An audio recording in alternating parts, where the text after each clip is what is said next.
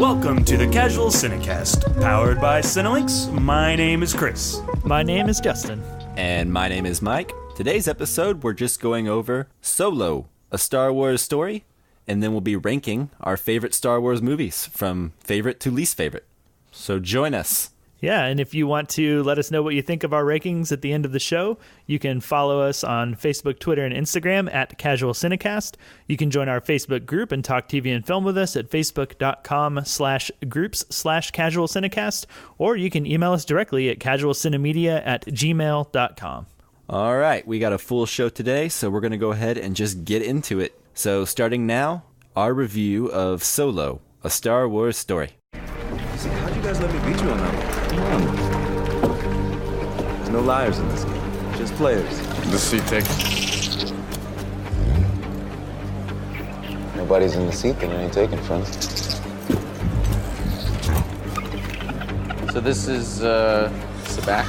Sabak. Sabak. Got it. You played before? A couple times, yeah. Captain Lando Calrissian. Han Solo. Okay, so before we get going, just wanted to let you guys know that we're going to do a non-spoiler section of the review, followed by a spoiler warning to give you plenty of time to stop listening if you haven't seen the movie yet. But if you haven't seen it yet, you can keep listening until then. So here we go. All right, gentlemen, so Solo, a Star Wars story, was directed by Ron Howard, and it was written by Lawrence Kasdan and Jonathan Kasdan, starring Alden Ehrenreich, Woody Harrelson, and Emilia Clarke. And as usual, we like to see what the IMDb synopsis says. And for Solo, it says, during an adventure into the criminal underworld, Han Solo meets his future co-pilot Chewbacca and encounters Lando Calrissian years before joining the rebellion. Nailed it. Yeah, I like it. I like it well enough. I think it's kind of not exciting, but oh well. To be expected. Yeah. With a plot like that. All right, gentlemen, so before we get going, who wants to go first with expectations? Chris? So my expectations were just up and down from the minute they started making this movie. They hired Lord and Miller, and I was really excited about them because I've enjoyed their work so far. And then they fired him, and I was disappointed. And then they hired Ron Howard, and I was excited about that, but a little bit more trepidatious. And then the movie came out, or the pre-screenings of it, and people were more positive than I expected. And yeah, so my expectations have been all over the map before now. How about you, Mike? Yeah, so I guess pretty much like everyone else, I was skeptical. It was an origin I felt was not needed. Then Lord and Miller got hired, and I expected something kind of ridiculous because I don't think they can make movies that aren't ridiculous. Lego Movie was pretty good. 21 Jump Street was okay. 22 Jump Street was okay. I was not excited at the prospect of them doing a Star Wars movie at all. I know a lot of people on the internet were, and now that Solo is out, it'll be like the Zack Snyder complex, and everyone will just assume that Lord and Miller would have made a better movie. But based on what they've made so far, I'm not convinced that they were ever the right guys for the job. Then they got fired, and then Ron Howard got hired.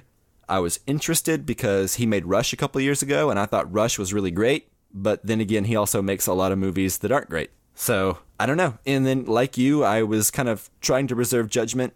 The trailers had me a little more sold. I liked Alden Ehrenreich from Hail Caesar. So, I was kind of in a wait-and-see place. And then when the positive reviews and the good word of mouth started coming in, I got a little bit more excited. What about you, Justin?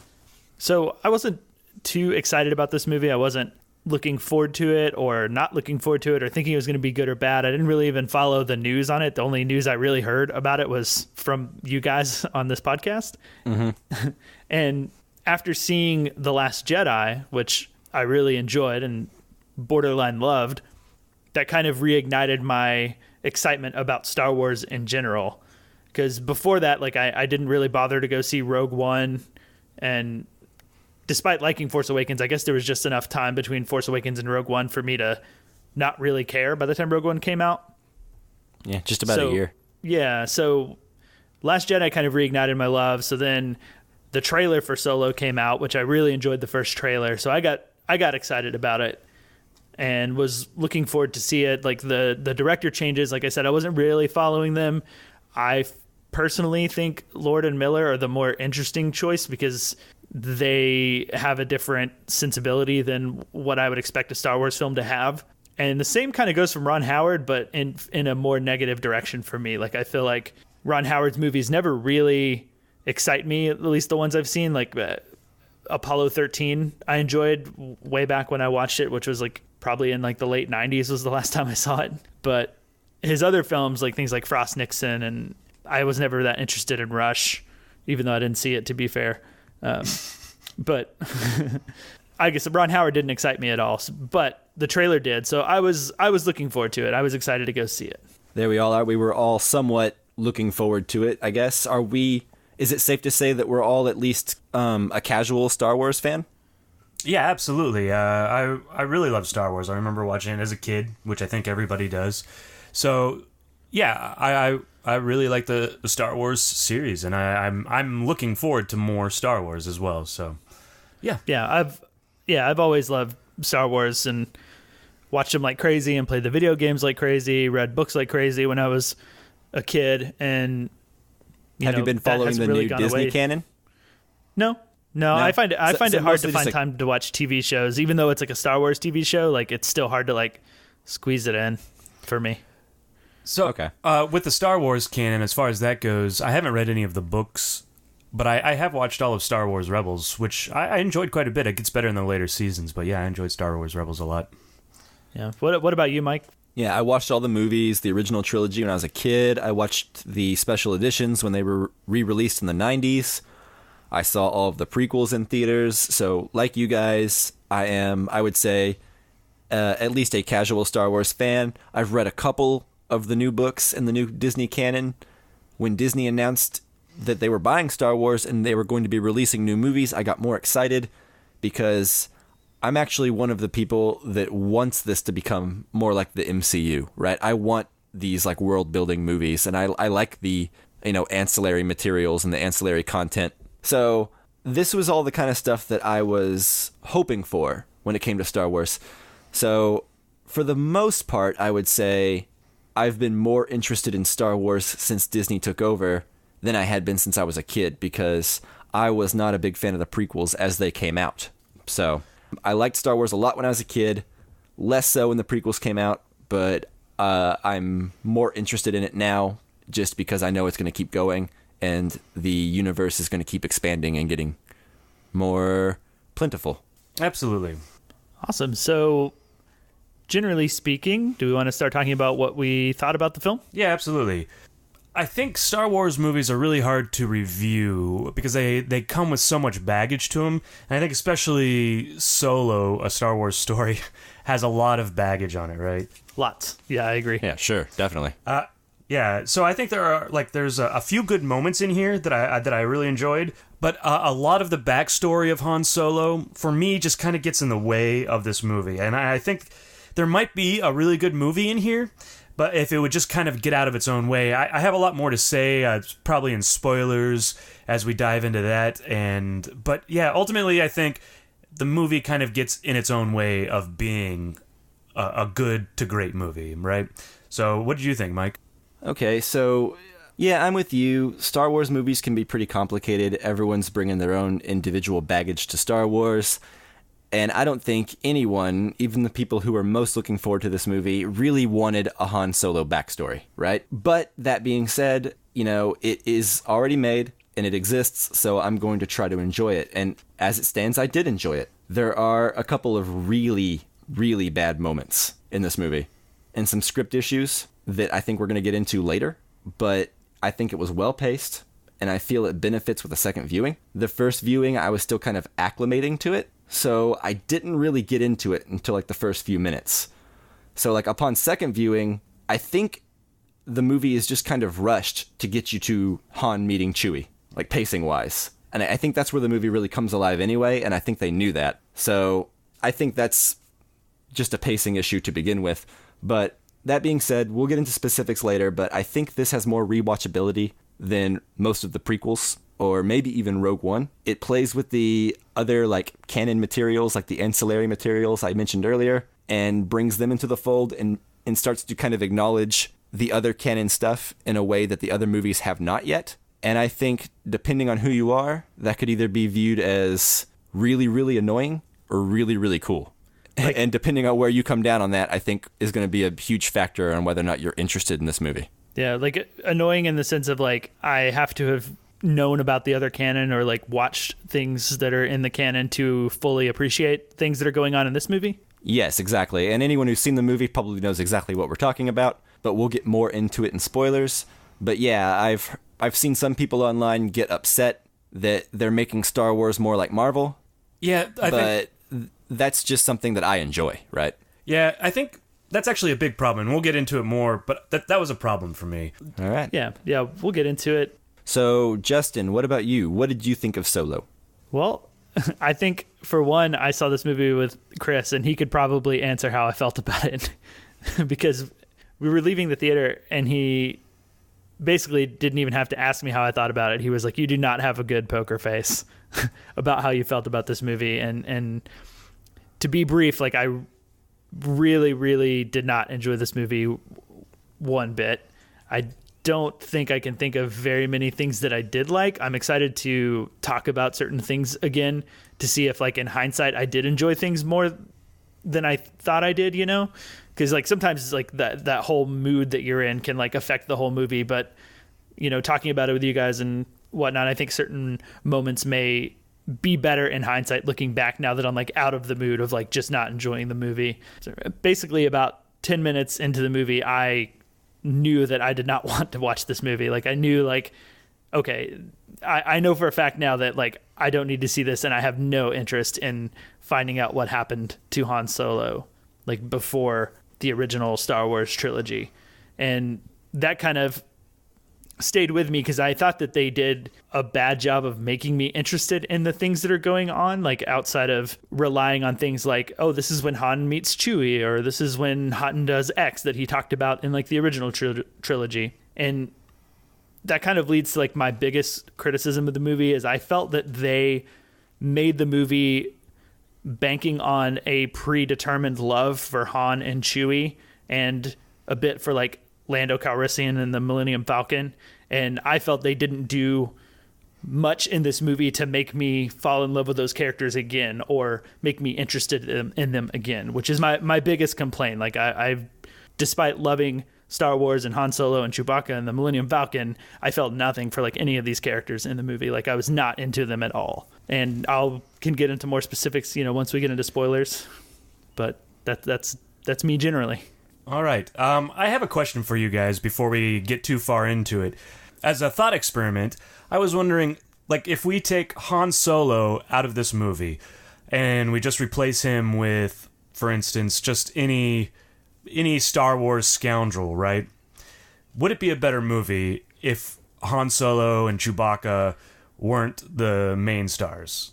I personally think it would be the same or worse movie. Yeah, I think the entire reason you're going to see this movie is for the name Solo, right? So it's hard because, like I said, and like we've all kind of acknowledged, and like everyone with a hot take on Twitter has acknowledged, no one wanted a Solo origin story, right?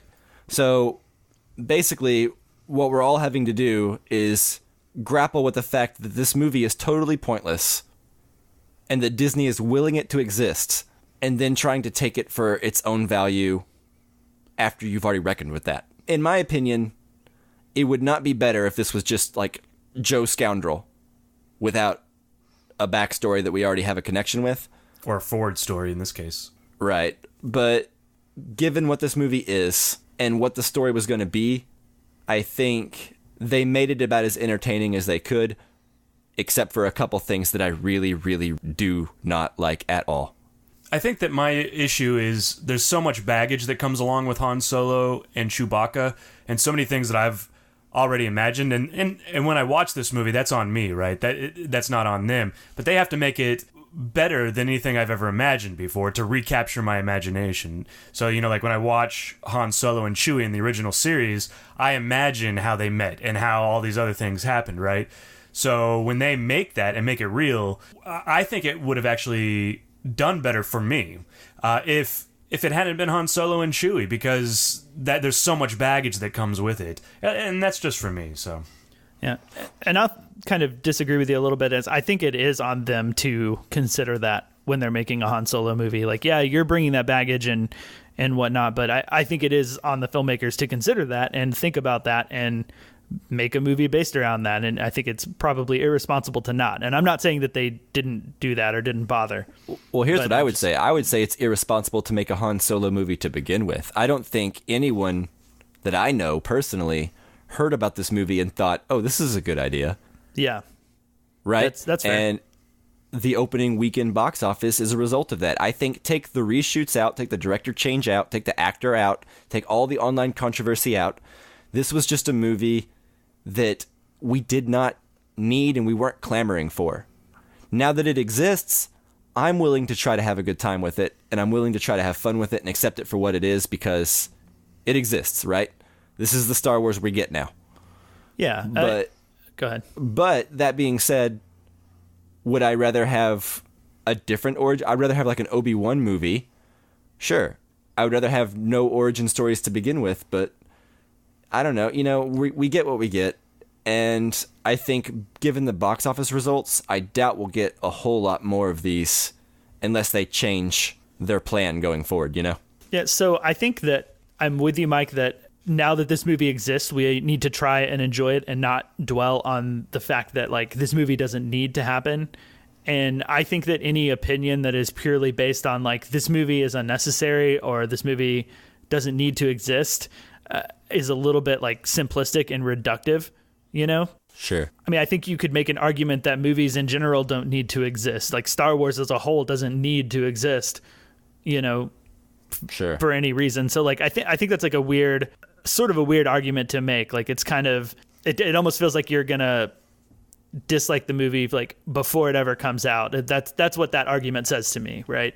So Well, there is a healthy number of people online who are just like that. Yeah, for sure. So I think, you know, I've said it, and I think we've all kind of said it, but like, I just want to kind of caveat that, like, while I say that this movie doesn't need to exist, like, or I don't need to watch this movie, like, that being said, if it's good, it's good. Yeah, if it's I went bad, in. it's bad. You know what I mean? I think we're all on that page. I kind of want to just caveat that. I certainly went in wanting this movie to be great, you know. Same.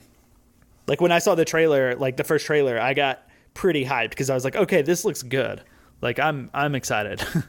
All right, so I guess real quick before we move into spoilers, do we just want to give overall opinions, see it, don't see it, and then move on in? Sure, Yeah, I think so. Let's do that. Okay. So I'll go ahead and just kick it off real quick. So obviously, I think I like the movie most out of you guys. I think it's nowhere near perfect, and I've got some issues I'm about to get into. But that being said, it's a great family movie. If I had been a little kid seeing this movie for the first time, it might be one of my favorite Star Wars movies. It moves, the pacing is great, it's totally fun. I know that word's been used a lot for this movie, but it's just a silly family movie. And I would definitely go see it in the movies. I think it's a big, loud spectacle. I think it's a good-looking movie.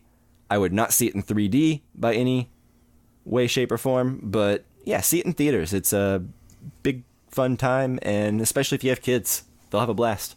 Yeah, so I'm definitely not quite as far on the good side of this as you are, Mike. But I think it's fun. And I actually think if you're going to see this movie at all, I think so you should go see it in the theater. Maybe not based on quality, but if you're going to see it in its best form, right? So, yeah, I say go see it in a theater with a trip if you're interested in it, right? I say don't see it. Ever. Would be my opinion. But if you are, I agree with Chris, see it in theaters because that is where it's going to be the loudest and prettiest and most like in your face and probably enjoyable just from a sheer spectacle of watching it on a giant screen on the wall with amazing sound or something, you know. I don't know that anything's to be had from the audience. I guess if you happen to go into an audience that really loves it, I didn't touch on this earlier, but the audience that Chris and I saw it with, there's probably about 20 to 30 other people in there, and yeah, it wasn't very full. It was silent. Like, it was dead quiet in that movie theater. like outside of one, maybe two moments that I can think of where people actually had an audible reaction. But like the humor wasn't working for them for whatever reason or something. Like it just, no one seemed excited. Like the whole theater felt like flat to me. There's one moment where I saw a guy like he like pumped his hands in the air. We'll get into it in spoilers. Sure. But he was very excited. Yeah, that's one of the ones I'm thinking of. But so I don't know. I ultimately don't see this movie. Don't do it. All right, so are we ready for spoilers? Yes. Yeah, let's spoil some Star Wars stuff. No, I guess Rosebud is just a piece in a jigsaw puzzle. I'll tell you what. Give me one cigarette you got up there. I'll tell you all about it. And here we go. All right, guys. So, since I like the movie most, let me go ahead and get out of the way a couple of the things that I hated the most. That way, for the rest of this, I can be in the camp of defending the movie, I assume, from you guys. Most likely. I won't be defending it in any way, shape, or form, ever. Sure. Sure.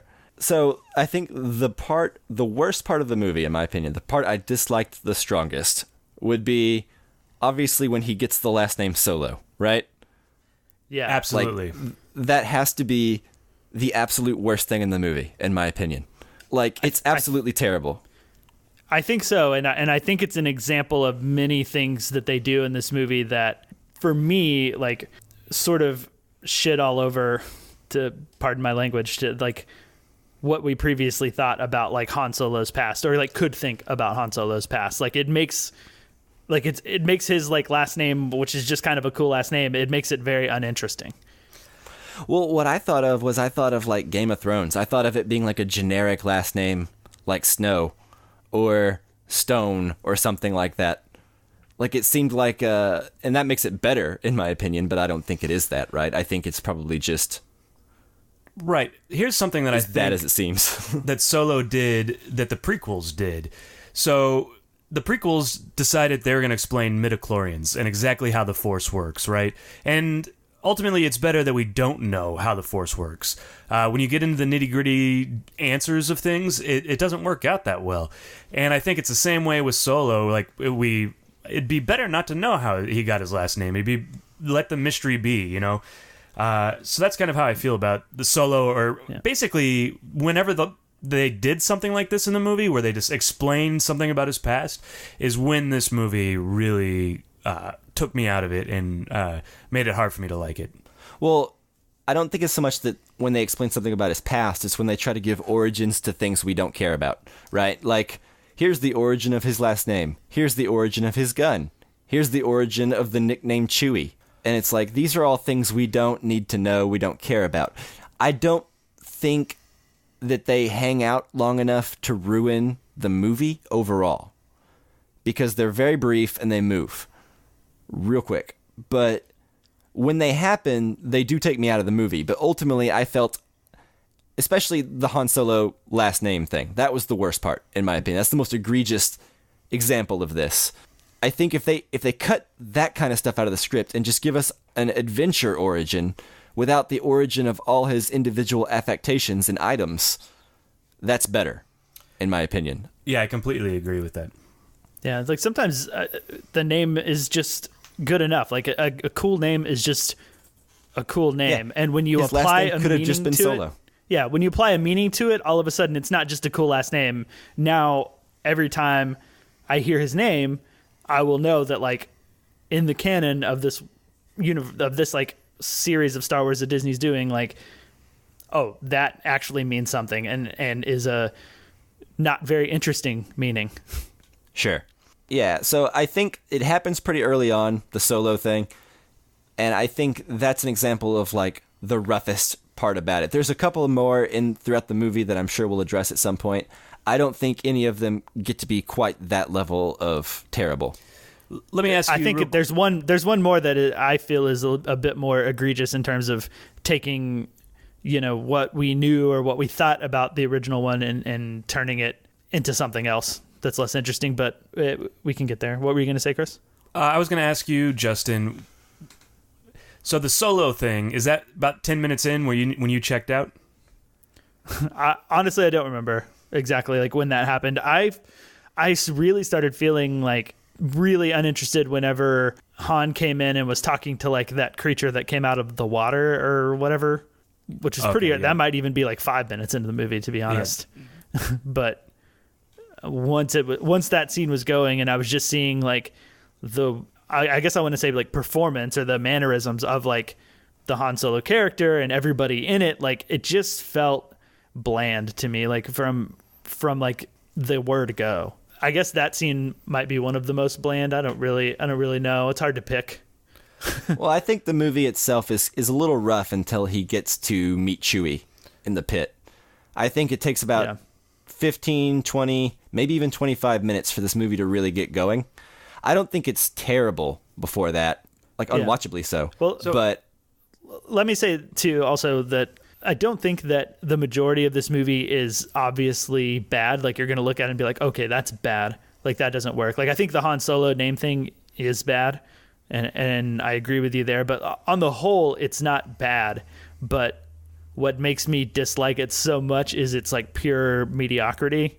Most of the time, I felt like it was like a really like right down the middle 5 out of 10 for me, almost constantly. Sometimes a 4, sometimes a 3. But mostly just a 5. Very specific. Sure. But it's just a caveat, like we're going to talk about things and like the things that like I don't like about it, or some of the things aren't going to be things that you can look at and be like, well, that's obviously just bad. Like I think it's a sin to just make something so mediocre sometimes. I'd rather see like like the prequel movies where they tried like really crazy things and they didn't work, and it just ends up that's like, where I'm going to that's where I'm going to disagree with you strongly. I watched all of the Star Wars movies before Last Jedi, and let me tell you, man, those prequels do not work as movies. Like nostalgia was keeping them up a little bit in my head because I hadn't seen them since theaters, most of them. Yeah. And I rewatched Phantom Menace, Attack of the Clones, and Revenge of the Sith all in a week. And those are badly made movies. Yeah, for sure. Terribly made movies. And so I guess most of my positivity is coming from a place of, let me put it this way. I have lived through bad Star Wars. And this is not that. Right. Since Disney took over, there have been ups and downs, sure. Right. Yeah. And I don't want to jump off like too much into like talking about the prequels and them being bad or good. Like we're certainly going to get to like Star Wars ranking, but I think that what Solo does to me is like just even like I hardly have anything to hate in this movie and just be mad at, like you know what I mean, like it just never like moved me in one direction one way or the other. Like I'd rather just be able to actively be like, this sucks, Sure. So I do know. I do also, while we were on the subject of like the Han Solo name change, I wanted to talk about another part that I feel kind of like falls in that same territory for me, but it's when Han and Chewie meet, and when they meet, Han speaks a little bit of Wookiee, which is that the right name for their language? I'm sure it's not, but yeah, whatever. We know what you're saying. Kashyyyk, it might be the name of it. Yeah, Kashyykanese, and that for me was a little disappointing of a revelation, because in my mind, watching the Star Wars trilogy growing up, the whole Han and Chewie being able to understand each other, or Han being able to understand Chewie specifically, was this non-exposition-y backstory of Han and Chewie, where they've been friends, they've been together, they've been working together so long that Han can understand Chewie. And that was something that developed their friendship and developed, the love that they have for each other, and without having to give us a line that's like, we've been working together for over 30 years, kid, or something like that, right? And to me, Han already speaking that language when they meet just ruins that. And that's a bit of my own preconception, but yeah, I'm going to push where back on that. Where the baggage kind of kicks in, where kind of what I was talking about earlier, where we are bringing in our own baggage and our own imagination into the movie, and because they say it's different, and I'm not saying you're wrong, Justin, but because they say it's different, it's disappointing to us because we have our own story in our head, correct? But how... Yeah, go ahead, Mike. Yeah, I don't necessarily think it cheapens anything. I think it happens so fast and so quick. It's not like they have an entire conversation where he's making weird googly gargly noises like Wookiees. You know, like it's literally just a couple seconds, but not that long. It's only like he says like 3 lines, and then Chewbacca just doesn't kill him, and then he proceeds to speak English, and it's the same old dynamic, right? So the idea that Han lives on Corellia, which is a place, which is like a stronghold for the Empire, and the Empire has Wookiee slaves, it makes sense that Han would know a little bit of a language of some kind of race that had been on his planet in and out in passing, right? So the idea, I would agree if there was a huge conversation where like it was more than like 3 lines, but I don't know. I saw it a second time today because that was one of the things that I was kind of wondering about. But it's like, I mean, 45 seconds of screen time. Then they're back to speaking English. Yeah, well, it's 45 seconds of... I'm not saying it's stupid that Han is speaking the Wookiee language and trying to make those noises. Like, that's not an issue at all. Like, it's... And the amount of screen time isn't an issue. Like, it's 45 seconds of screen time, maybe, but it's 45 seconds of screen time that explain a whole friendship that we've had through, like, 4 other movies. No, it doesn't. It doesn't explain the friendship. It just explains why Chewbacca didn't kill him within the first 5 seconds. Well, I think the issue is that Justin had something different in mind about it, and it's changing his perception of what the friendship was, and to Justin, it's making it worse. Sure, but if he didn't speak a little bit at the beginning, the whole movie, they wouldn't be able to communicate with one another. Yeah, but couldn't you have fun with that for a while? Like, there are plenty of other characters in the Star Wars universe that don't understand what Chewbacca does, and they have fun with that sort of thing. Like, I think the thing is, most of the characters do understand him. Eventually. Yeah, I guess so. Eventually. They do, and that's part of it. Like, I never thought there was any other explanation to Han understanding Chewie other than, like, they've been friends for so long. And in my opinion, that's just, like, a more wonderful, like, beautiful sort of thing, you know. And maybe, but in this particular this particular explanation is like purely heady. Like, oh, it does make sense because he's a Corellian and they encounter lots of people, and so he would know the language. Like, that's not very interesting. It's not very like romantic, which is a sense of like what this like the Star Wars films have been. Not really. The prequels, people were talking to Wookiees in Episode 3 on Kashyyyk. Wookiees hang out with. Before the Empire came around, Wookiees were part of, like, the society. They're not, like, a crazy rare species. So, I mean, I hear what you're saying. You're not wrong. You had a different thing in mind of, like, how, like, you wanted them to, like, you wanted to see that grow, right? You wanted to see their friendship grow over learning that language. I get that, and you're not wrong, but I would say that it's pretty consistent with all the Star Wars stuff that we've known about so far. Yeah, and that makes sense. All the other movies, all the other episodes. Yeah. Sure. Okay, we can move on. I think I've like voiced what I had to say about that one. So I have a question for you guys. What did you think of Alden Ehrenreich's performance? Because I don't think he was doing much of an impersonation of Harrison Ford, and I think that can vary as to how you enjoy his performance. What do you think, Mike? I like him. I already liked him based on Hail Caesar, though, so I already knew that he was a funny guy and he was a talented guy. I know a lot of people worried about him because he doesn't look or sound anything like Harrison Ford. Donald Glover doesn't look or sound anything like Billy Dee either, but, you know, I think it works that they're probably not doing impressions, that they're trying to make it their own. I get glimpses of it, but I think it's in the script level. I think there are definitely some problems with the script, but I think that the Kasdans understood Han Solo. And I think that they put him in plenty of situations to try and give that swagger. And it only works for me because this takes place about 10 years prior to A New Hope. It's enough to believe that he's like a 19-year-old kid or something, you know? Mm-hmm. I think if they had made it any less time, like 5 years or anything like that, it would not really work for me. But overall, I'd say he's funny, but he's got an uphill battle, and I have a feeling that most people are just gonna, you know, not be on board, you know? Yeah, it makes sense. How about you, Justin?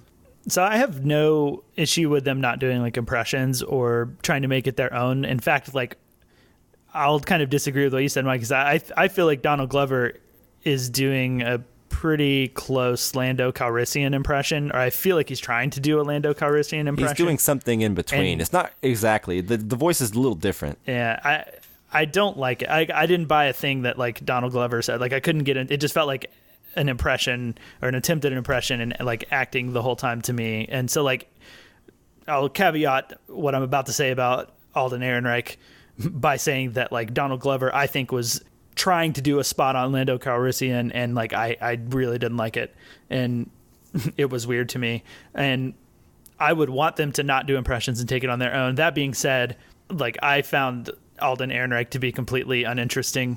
Like he didn't have like any sort of charisma to me, or like I never felt like what he was doing was any sort of like precursor in terms of like attitude and character or swagger to what Han Solo would become. Like I thought it was, I did not enjoy him at all. Like, no, I'm not even going to say he was bad in it or whatever, but just like nothing he was doing was working. Like the humor that was involved with him, like wasn't funny. It just did not click in any way for me. Yeah, I guess I fall kind of in between you guys. I mean, once I got used to the idea that he wasn't going to be anything like Harrison Ford, I kind of got over that, and I enjoyed his performance for the most part. There are some moments where it's not as great. I think Donald Glover has a suave charisma about him as he's doing this Lando Calrissian impression / his own thing. It's kind of a mix, you're right. Yeah, I think once I get over the fact that they're not going to be the same, I can sit back and relax and enjoy it a little bit more. Yeah, how did you guys feel about the other performances, like from Woody Harrelson and Emilia Clarke and Paul Bettany?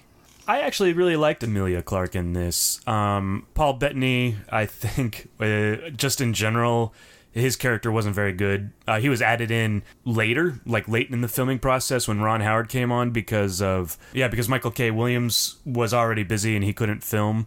Woody Harrelson was solid. So what'd you think, Mike? Yeah, I'm right there with you. I think Emilia Clarke was really acceptable. You know, sometimes she can be rough, and there was rumors about her needing an acting coach. I don't think she was stellar, but there was nothing in this movie that led me to believe that she was ever giving a bad performance, right? Right. I think she was perfectly fine. Her wardrobe was super awesome. At some point, I remember she had a really awesome cape, even cooler than one of Lando's capes, in my opinion. Gotta be wrong. I don't know, man. There's one part where she has a really cool cape, I think. Okay. But anyways, I think I disagree a little bit on Paul Bettany. I think Paul Bettany was fine. I've always liked Paul Bettany. I can't find anything wrong with his performance. Maybe the character's a bit right. That's obvious. That was kind of my thing. That Paul Bettany, there was nothing to him, and like he's always fine. I think the actor brought a lot of charisma to a simple role. Yeah, let's put it that way. Okay, yeah, I think he brought as much charisma as he could. Absolutely, he did what he could in such a role. Yeah. Okay. I think that's where I come down to is I feel like I'm not totally sure that any of these people were giving like bad performances or anything like that. I just think that as characters they didn't have a lot going on. Particularly Emilia Clarke, I thought didn't have very much, and that kind of goes back to what I was saying, where I feel like they were banking on like people are just going to love this Han Solo and Lando Calrissian and Chewbacca. Like these other characters can kind of fall by the wayside in terms of like making sure that people are interested in them. Like I don't think that's on the actor's shoulders at all. I think it's a script thing. Yeah. That said, I liked Woody Harrelson's character all right. I liked Emilia Clarke's character all right. I think a lot of the plot mechanics were pretty obvious, but that doesn't necessarily make it bad right out the gate. I think it unfolds in a pretty typical way, but let's put it this way. I guess the best way I could describe it is it feels like you would imagine an extended universe Star Wars novel to feel like. It feels pretty fill in the blanks, but I don't know. I think the cinematography is really good, and I think the performances, I think they do what they can, but ultimately the characters are just kind of thin. Yeah, and you can have fun with a fill-in-the-blanks movie. Yeah, I mean, there's not necessarily anything inherently wrong if you're doing more with it. Like, I think you can take a simple story and elevate it. I don't think they did that here, but I think that you can, so it's not inherently a bad thing. You're right. One thing I appreciated a lot about this movie was there was absolutely no mention of the Force, except for maybe one part at the end where it's not really mentioned, but it's kind of shown. But that's very small. There was no Jabba, which I was thinking everyone on the internet was thinking there's going to be a Jabba or a Boba Fett scene. I'm glad they spared us all of that. I think it was interconnected just enough. It didn't need to be more interconnected than it already was. Yeah, I'm glad that there were less of those two, because I think that was one thing that kind of got tiresome with like Rogue One, was like seeing the different characters like briefly, but like that didn't really have like a huge effect on the movie. Like Yeah. Although I did like the Darth Vader scene at the end of Rogue One, but it was just totally fan servicey and pointless. Yeah. I liked the scene like conceptually and what was going on in it, but in the context of the movie, it could have gone for me and not changed the movie at all. But yeah, I'm glad there's less of that in this one. There's one big one. Do you guys want to talk about that now? Sure. Which is the Darth Maul cameo. Technically, right now, he's just Maul. He's no longer a Darth. Oh, the Maul cameo. Indeed. But that's not as fun to say. I don't know. But yeah, it makes sense. So what did you guys think of that? That is like one of the moments in the theater that the audience actually reacted to when I was watching it. Like I saw a couple of people like literally like they were like leaned back, relaxing in their chair, and they sat up and like got forward. And like I saw one guy like literally like put both hands on his head, like through his hair. Yeah, like that his mind was awesome. just blown. I mean, I was pretty excited to see it myself. Like I turned to you and I was like, "Oh my god!" So if you've watched, so this is kind of my problem, and it was exciting for me because I had watched Star Wars Rebels and I had known that he comes back to life or was never dead in the first place or whatever happened to him. So Justin, and I guess Mike, have you watched Star Wars Rebels? I have not watched Star Wars Rebels, but I've known that Darth Maul has been alive for many years. Okay. Yeah. I haven't watched Rebels, and I had no idea that he was alive or a part of Rebels or whatever. So how do you... I guess I just have a problem where it kind of feels like you need to know things outside the movie in order for that to make sense. But I could be wrong on that. So how do you feel about that, Justin? I mean, I think if you don't know it, or at least this is how I felt, was that I felt like they were trying to like kind of blow my mind and be like, "What? I thought he was dead. No way." You know, and I mean, at that point in the movie, for me personally, I wasn't invested in anything, so it didn't really go one way or the other. Like, so I just felt like, oh, they're trying to surprise me and like throw in this big moment, and it's not working. But like knowing now that they established it before, it doesn't feel as impactful. Yeah. And Mike? So this is exactly what I wanted whenever Disney announced they were doing more Star Wars movies. I wanted them to be more serialized, more like Marvel, and with more things like this. I want them to start acknowledging all the stuff that they claim is canon in the ancillary materials like books and TV shows and things like that. I know a lot of people, feel like that's homework and extra stuff that they have to bring to the table. But, that's just the nature of what the Star Wars franchise has been for a long time now. The movies are just now starting to get into it, right? Since I've been a kid, there have always been people who have been watching the Clone Wars or whatever is the official canon side material, right? So this feels like a way to actually make the universe feel more like a single unit. Right. Rather than official fan fiction and then the movies. But this has got to be 10 times harder than anything Marvel does, right? Because they want to include the books into the canon. They want to include the TV shows into the canon. Well, they wiped everything. Well, hang on. They wiped everything. I understand. Except for Clone Wars and Rebels, and then they've started releasing their own canon books since then. So there's only a select amount of canon books now that Disney has officially released. So they're controlling the canon pretty well now. And this fits in between Clone Wars and Rebels right here, right? So you have a couple more years before Maul starts to do all the stuff that he was doing in Rebels. Right, and that makes sense. I'm just saying that trying to get books, movies, and TV shows to all fit into the same canon is a lot harder than what Marvel's doing. Whether Marvel's just doing TV and movies, right? And the TV doesn't even really matter. And even really then just the TV, yeah, or just the movies. Yeah, the TV doesn't matter too much other than it's some stuff. To my understanding, some stuff from the movies affects the TV shows, but not vice versa. Yeah, sure, and I agree with you, Chris. It definitely makes it harder on them. But that, to me, as someone who appreciates world building and series for that reason, that's part of the appeal. Like, I like the MCU for the interconnectivity, and I like, Game of Thrones because of the world building. So if they can bring that into Star Wars and make it feel more like a solid, well thought out unit instead of just movies doing their own thing and then TV shows trying to fit themselves into the movie canon. Like, it all, to me, works better if I know there is a group out there, like the Lucasfilm Story Group, that is keeping all of this sorted out. And to me, it makes these little origin stories, if you're going to give me origin stories I don't want, at least make them interconnected like this. Give me some reason to watch them. I guess that makes sense, too. Right? So, so like... This is a bridge to the next Darth Maul movie, if there's going to be one, whatever. or the next TV show, yeah. Yeah, this could be a bridge to Kiera's character popping up, in the next animated show they have. This could be a connected tissue to anything. It doesn't have to be a Solo 2, which, based on the box office, it doesn't look like it's going to be. Right. But, if they do a Boba Fett movie, they could connect it this way.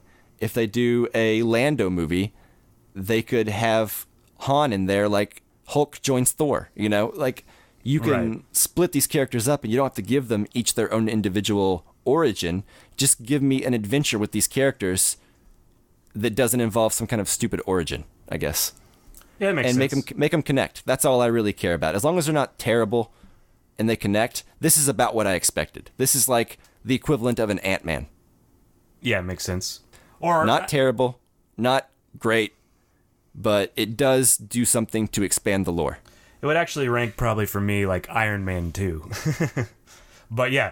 Well, I would say Iron Man 2 is the worst in the MCU, so that would put that up there with like Phantom Menace, but I guess we'll get there when we do our Star Wars rankings. And I'm kind of not, I'm only including the new movies in that because those are the Marvel.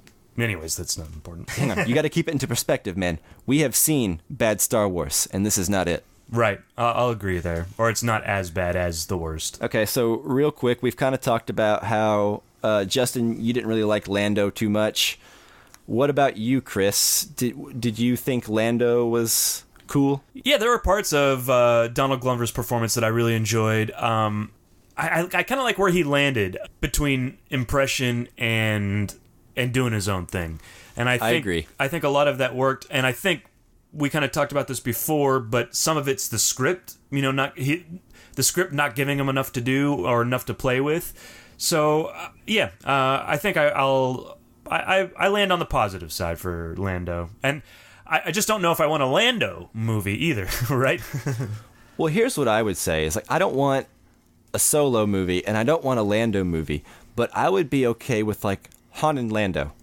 Like, and not even then I don't want an origin for how they got their friendship, whatever. I just want, like, give me an adventure over the course of 2 days with Han and Lando, right? Don't give me how they got their guns, how they got their back and forth, how they got this. Just give me adventures without having to give me an origin for everything.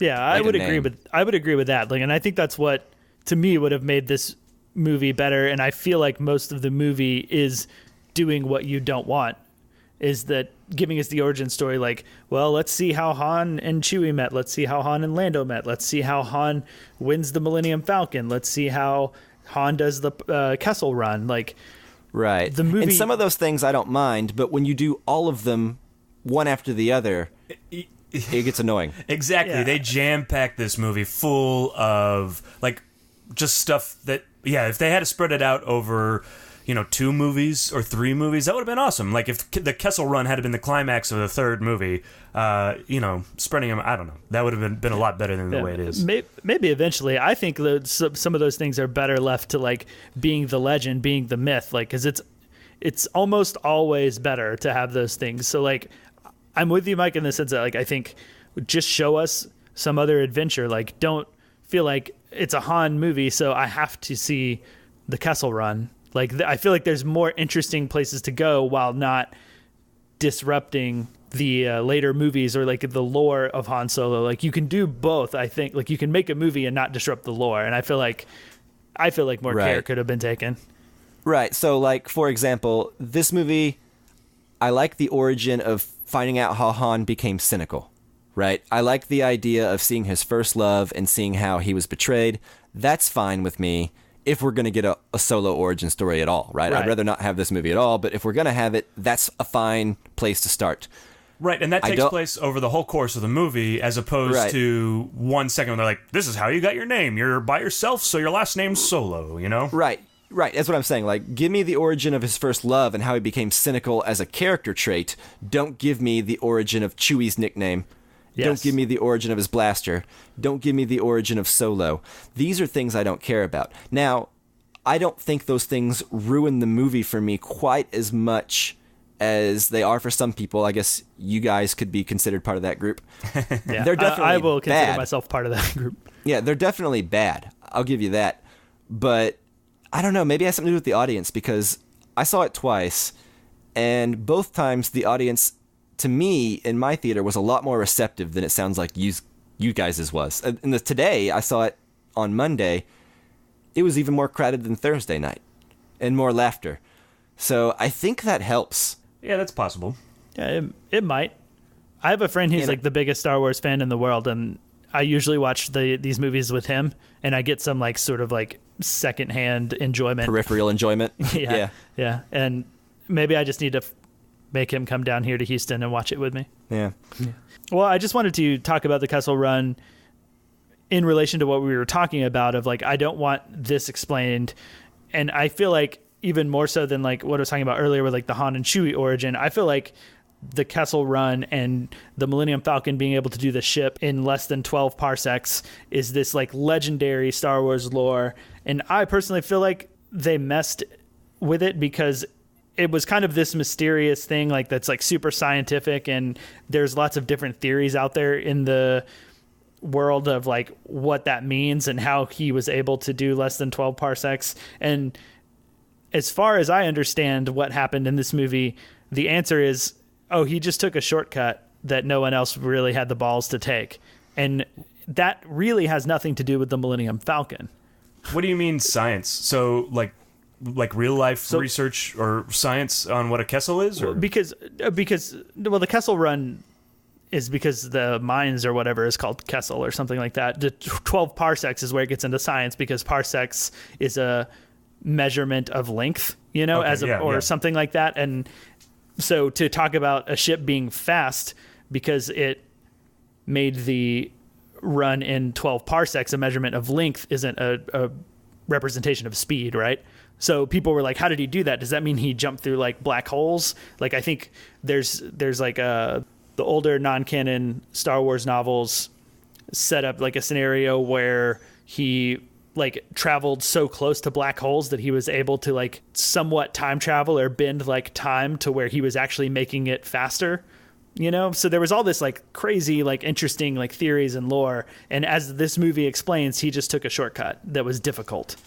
Well, they took a shortcut, and then they also uploaded that droid's brain into the computer so that it would have the what did Lando say about her brain, that she has like the best navigation sense. Yeah, but then whenever they uploaded her brain, she started dissecting the terrain around, or like not the terrain, but like the Kessel place around them, right? So like they could not have made it out at all or survived that shortcut had they not done that. So that is something that. Sorry, go ahead. Well, okay, so which to my point, sorry. Which to my point is that if they had another ship, they could just upload her memory into that one. So like the whole point of the Millennium Falcon legend of running the Kessel Run in less than 12 parsecs was that is how fast and amazing the ship is. And everything they did on this one, like, it took all of that away because it's not about the ship. It could have been, any ship. Well, any ship that had that particular droid's brain in it. Sure. So yeah, exactly. I think but that particular droid is not like a mass-produced droid that any ship could upload. That is like one-of-a-kind droid who was malfunctioning, and Lando didn't wipe her because he had sentimental attachment to her. So she's a one-of-a-kind droid with a one-of-a-kind brain. So I'm not saying it's good. So why? Why isn't the droid? Why isn't it the droid that was able to navigate the Kessel Run in less than 12 parsecs, as opposed to it's the ship? Because the droid was dead. Because the droid is part of the ship now. So from now on, anything that ship does is partly, because of that droid.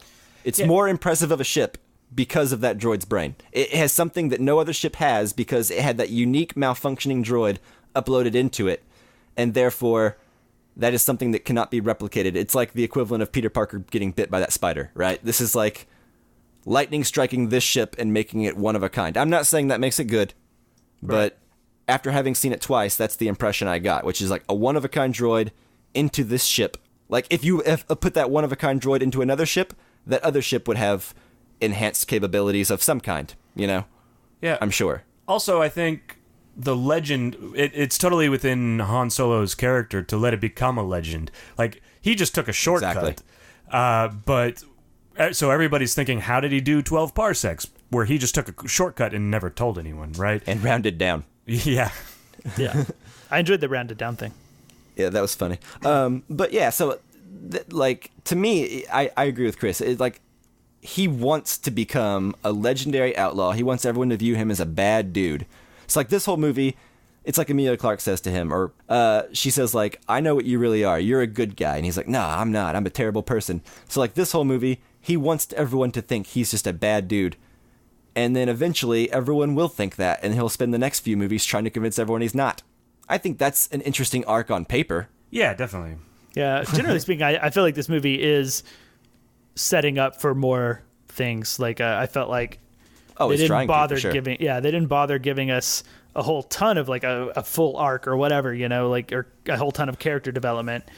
They kind of were, in my opinion, still like banking on what we already know and showing us what we already know and setting up all of these characters for like the next movie. I agree with you. They're definitely setting up things for the next movie.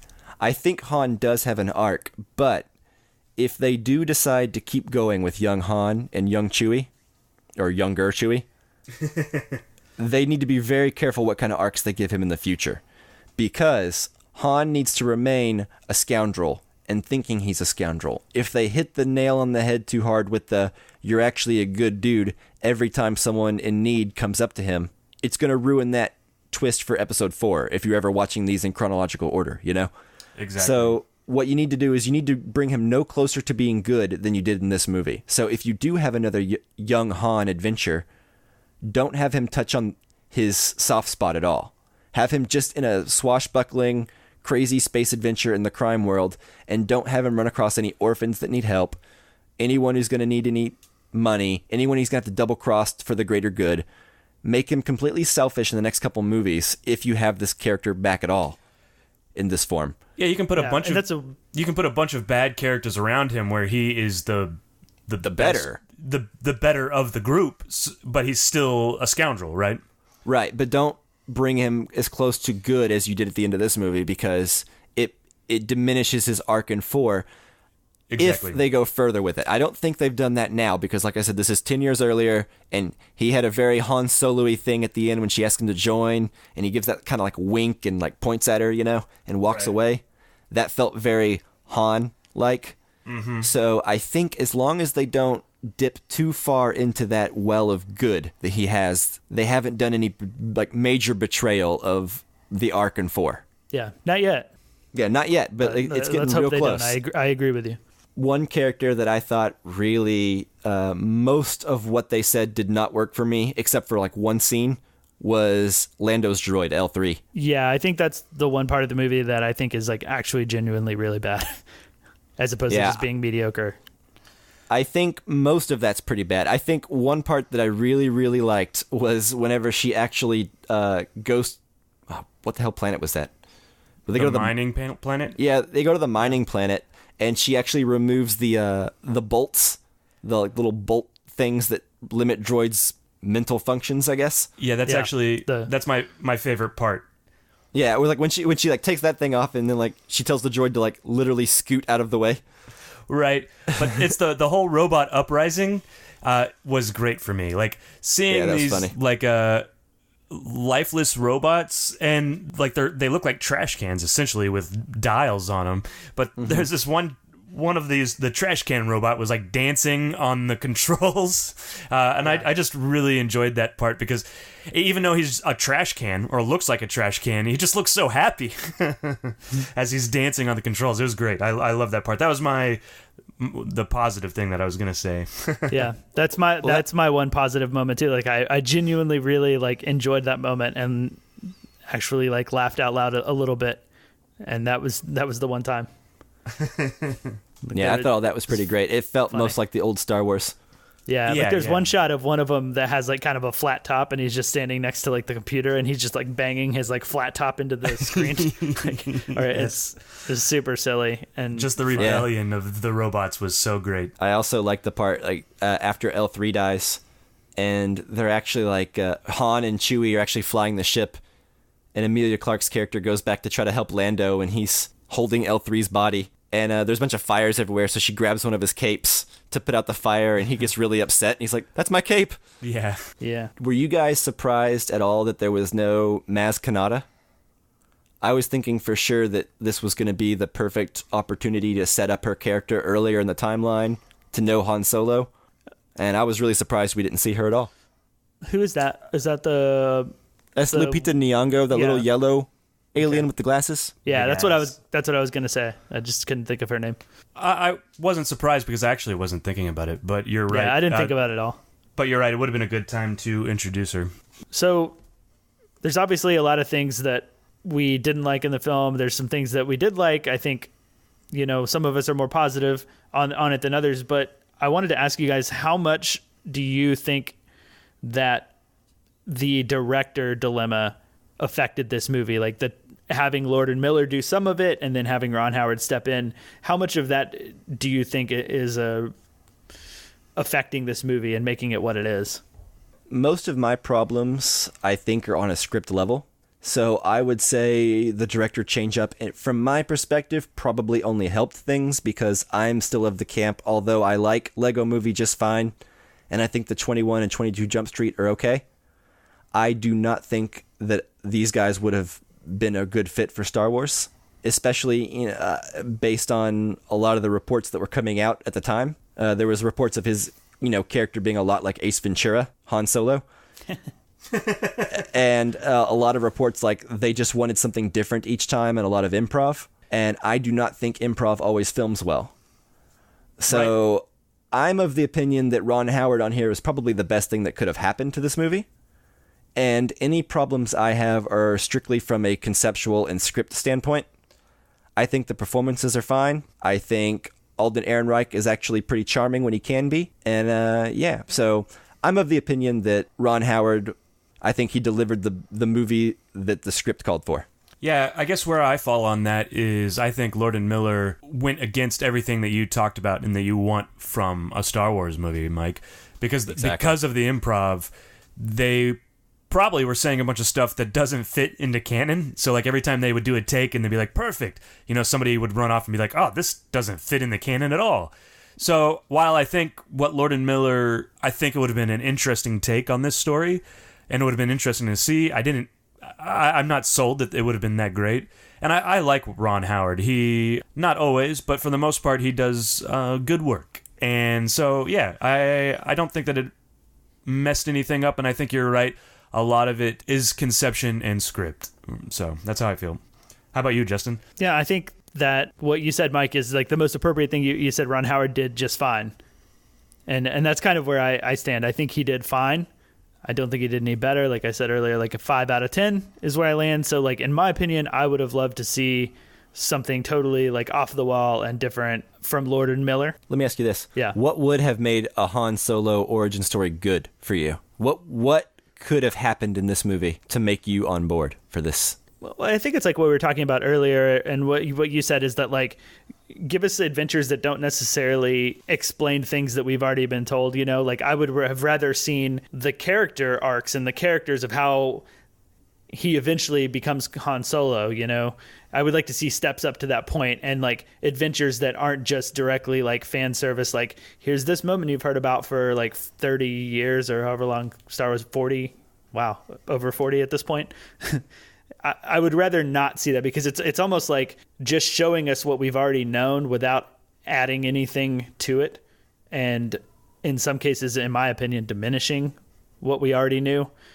So I think just like avoiding all of that entirely. I don't necessarily mind him like meeting Chewbacca because we kind of have to do that. But like as far as the actual adventures and like how he got his name and all that stuff, like leave all of that out of there. Just give me a straight story. I'm fine with it being like super comedic because I've never seen a Star Wars film go for like full on comedy.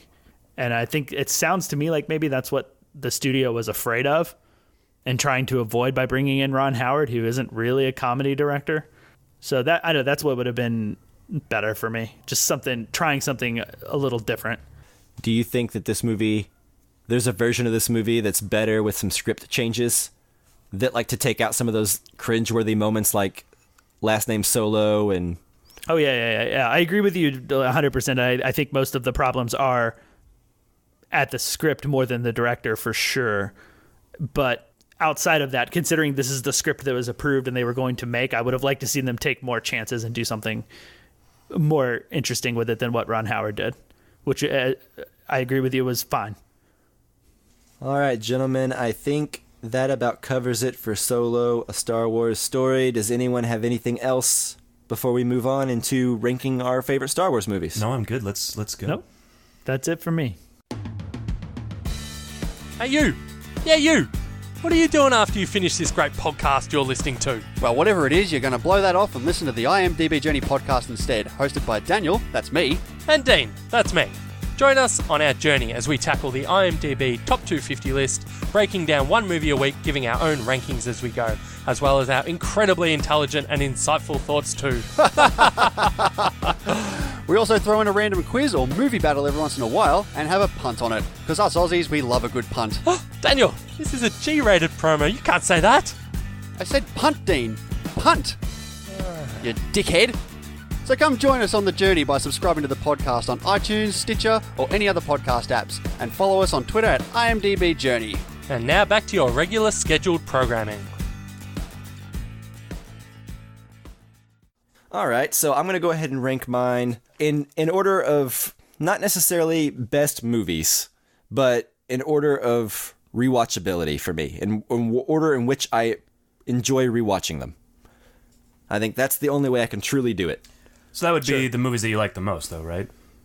It may not be the best movie, but the movie that you like. You know, I don't necessarily equate movie that it's most rewatchable to movie I like the most. I'm just going to go ahead and put these are the ones that I would rather rewatch from beginning to end. Usually that aligns with favorites. Okay, cool. You know, it's hard to rank Star Wars movies, man. Absolutely. So much baggage, right? There is.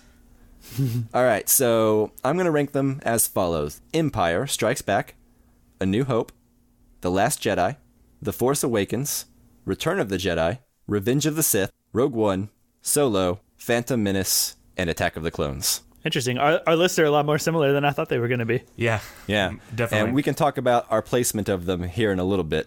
But also, I also feel like you could probably swap Solo and Rogue One depending on what kind of mood I'm in. Rogue One's a lot more of a downer movie, and Solo's a lot more breezy. Right.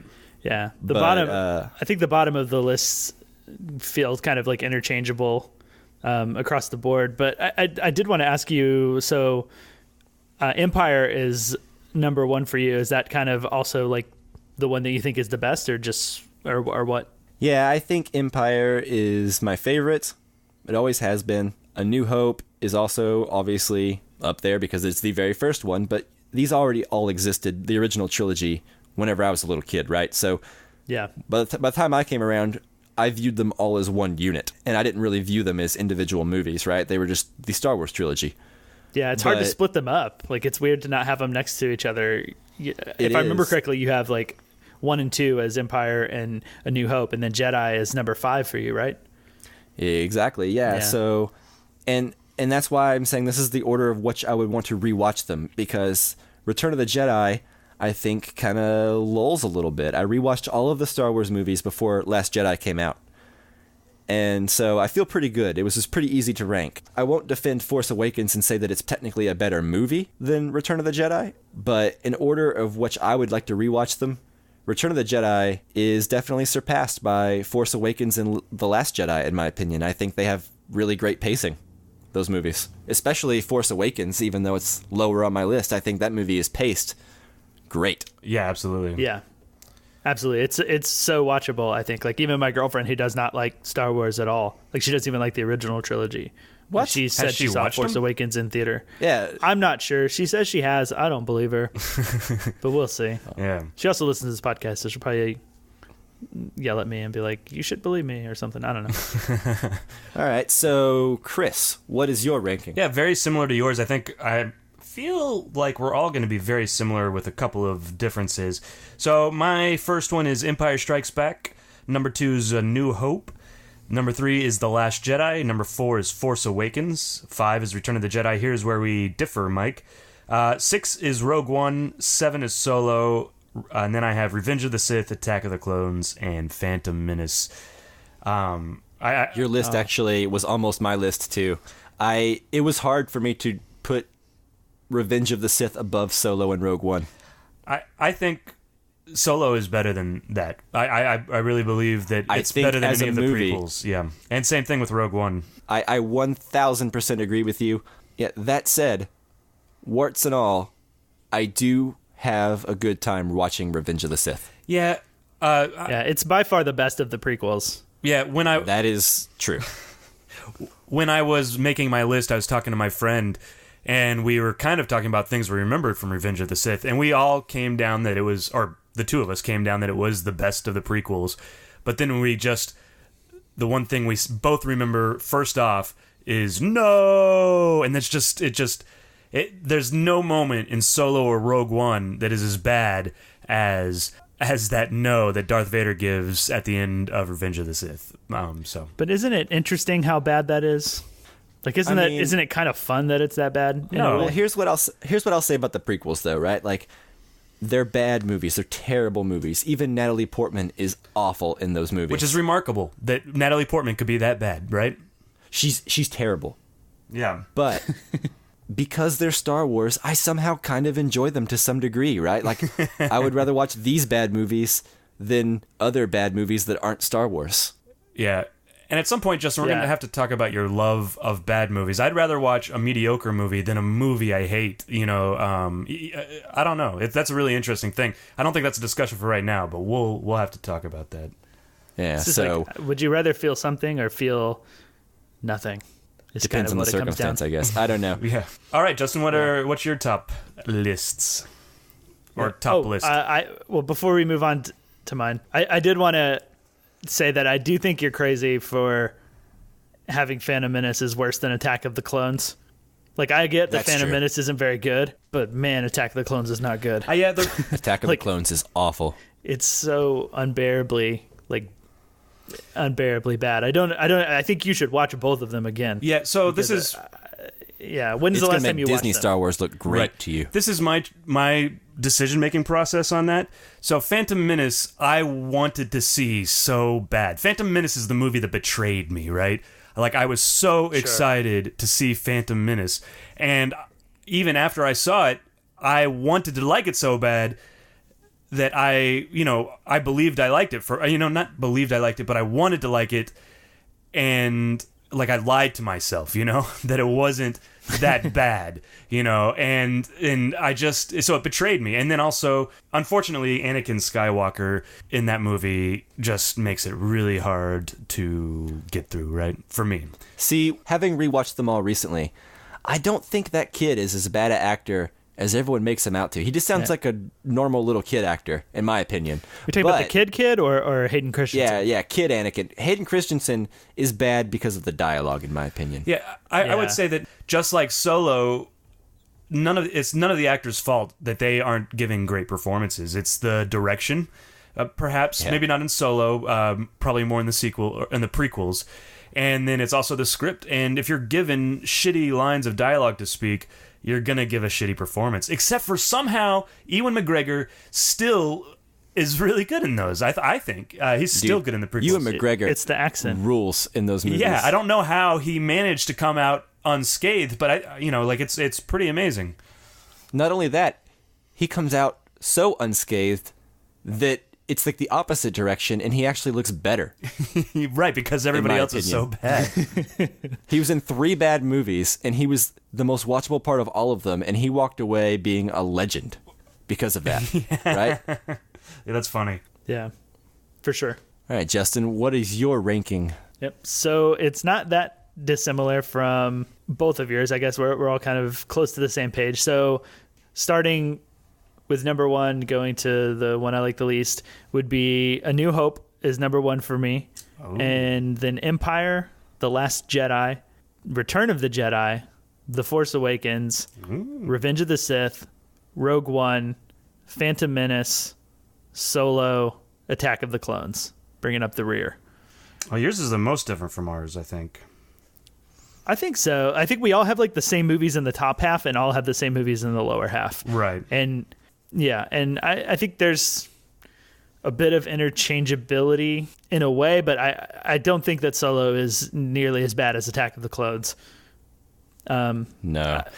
I think I would rather watch Attack of the Clones again because I think I would be revisiting the entire series and like watching the prequel trilogy, and it would be hard to skip over Attack of the Clones, whereas I can do without Solo completely, but I still don't think it's as bad a movie as Attack of the Clones. It's nowhere near as bad of a movie as Attack of the Clones. But I understand the enjoyability factor, right? But the scripts and the pacing to all of the prequels are a complete mess. Yeah, they're pretty garbage on a lot of levels. There's a nostalgia. Yeah, they get a pass for a lot of us because of nostalgia and enough time having been between the theatrical release and now. Yeah. But, whew. Yeah, Disney put out anything that bad? Right. It really would be the end of Star Wars. People forget so quickly. Right. And I guess like the biggest change for mine was putting A New Hope above Empire. And I think that is a really subjective nostalgia thing from it being the first one that I watched and the one that starts the whole series off, and just really loving it for that. I think there's probably more interesting things in terms of story and character going on in Empire, but there's just something about like the original Star Wars and everything that happens in it I just completely love. I actually kind of feel like Empire and Return of the Jedi is A New Hope spread over 2 movies, right? Does that But explain that further. Yeah. No, it doesn't make sense to me. Okay. Yeah. So let me explain. So it's kind of the same thing. Like they have to blow up another Death Star. The hero's going on his journey. Like it's just kind of spread out more over 2 movies. Now, I still like Empire Strikes Back better, and I think there's a lot more interesting stuff going on there. But if you were to spread out, take the plot points of A New Hope and like add extra stuff into it, it's basically the same story as Empire Strikes Back and Return of the Jedi. I think what happens is that the ending of Empire sticks with you. Like having a movie end at the point that does, like it's hard to forget that. And I think that makes that movie feel so much better because it feels so much more impactful when it's all said and done. Yeah, absolutely.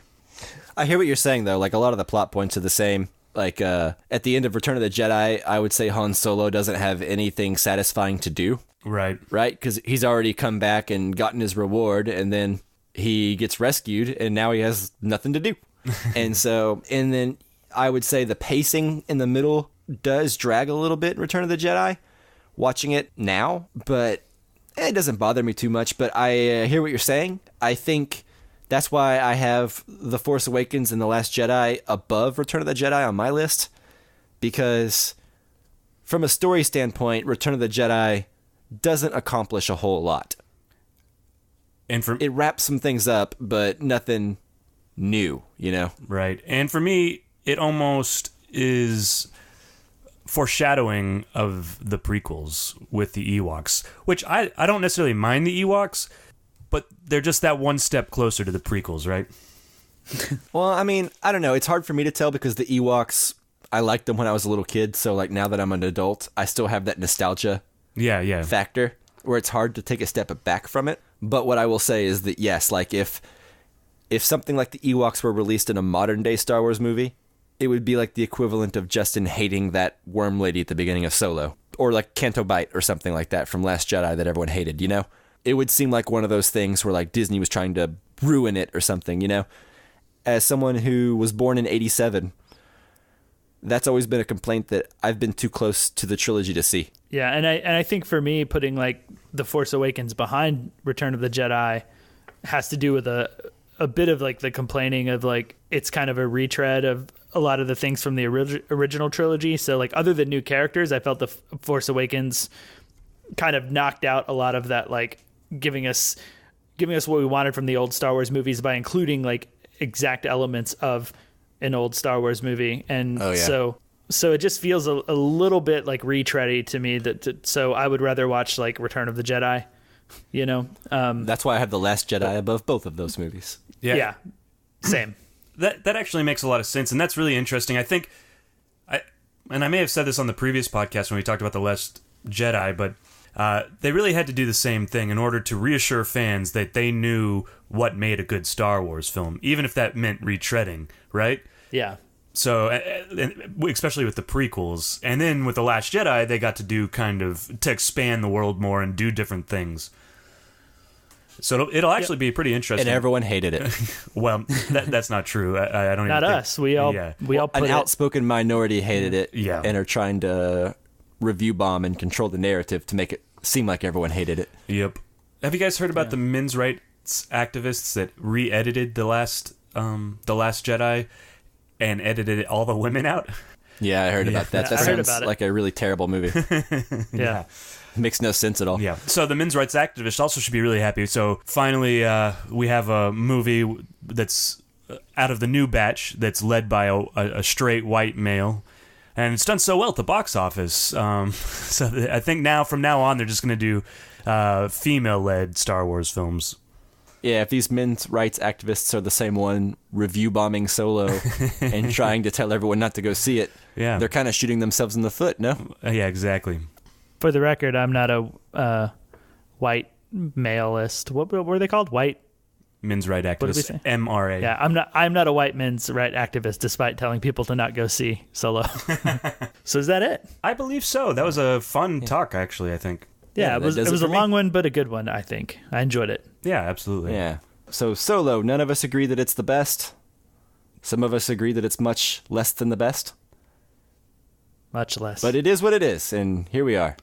I hope that you have opinions. fun when you watch it. My genuine hope is that you have fun. I'm glad that you enjoyed it more than I did, Mike. I don't care if you like it or not. I just personally, what I got out of it, Yeah. Sure. And I would say that if you have children at all, absolutely, take them to. This is a perfect kids adventure movie. If I had seen this movie when I was a kid and grew up with it as part of the Star Wars canon, I would love it, probably. I think as a family movie, it really moves and it really delivers. So I would see it because, hey, you can't take them to see Deadpool, and Avengers is pretty dark. Exactly. Yep. For sure. All right. Well, thank you for listening, and thanks as always to Jake Wagner Russell for doing our intro and outro music. If you want to hear more of his music, you can do so at soundcloud.com/bobscotch. All right. Join us next time. We will be reviewing The Tale on HBO, as well as a season 1 recap/review of Barry, starring Bill Hader. Yeah, changing it up, all TV. And we've talked about Barry before, but we never got to get into the nitty-gritty and the spoilers of it, so I'm excited about that review. Yeah, and now I've seen it, whereas before I hadn't seen anything but the first episode when you guys talked about it. So yeah, it should be fun. So we all get to dish about it now, and I can be part of the conversation. I'm excited. Yay. Yeah, and if you want to ask us any questions or have things you want us to talk about in regards to Barry or The Tale, you can ask us on Facebook, Twitter, and Instagram at casualcinecast. You can join our Facebook group at facebook.com/groups/casualcinecast, or you can email us directly at casualcinemedia@gmail.com. And last thing, please go give us a review on iTunes. Give us a 5-star review. That helps grow the show. It helps people find it so they can send in questions and topics for us to talk about and, help us make better content. Thanks so much for listening, guys. We'll see you next time. See you later. Bye-bye. See you later.